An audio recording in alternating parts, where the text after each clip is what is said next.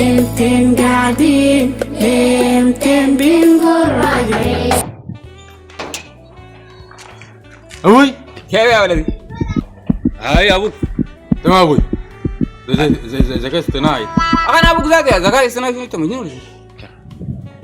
تمام ابوك انا يا زلمه. تمام ابوي. يدي قفل الباب وفوق شيء كمان. اجينا ده كبر وبقى ما هاوي ولا بحاسس شنو؟ ابشر بالحيل. ابشر شنو هاوي؟ انت وانت شايلته مالك يا ولد؟ قمت بعات ولا شنو؟ يا اخي الزول معايا بس يغيب وخلاص تقول لي بعدي بعدي شنو؟ زيد يا جدي ده ما بعات، ده ذكاء اصطناعي.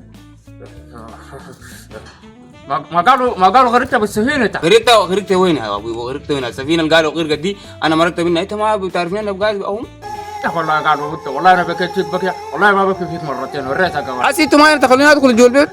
تدخل وين؟ تدخل ده وين؟ ما ابوي يا جدي، البعات ده يدخل وين؟ ذكاء اصطناعي. انت يا دول انت تعرف ما عندك حاجه معانا في البيت ده. كيف؟ نحن والله ورثك ذاته وزعناه. الورثه قسمتها حقي انا قرشي انا وقسمته.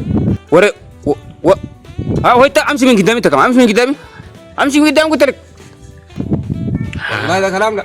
انا اقول لك حاجه انا دار اعرف. قلت ان شاء الله يجيب لي ولد اوجع منك. اوجع مني انا؟ لكن عنده قروش زي انا؟ ما بعات.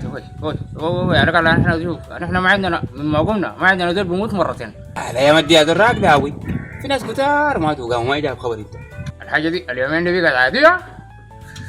عادي هاي يعني انا اسي مشيت البتاع دي غرقت انا مرقت منها خلاص كده متى. ابشر شوف انا ابي ابشر ليه يا معسي يا جالس جنيت تشيل مني الورثه. تعال الورثه دي. لا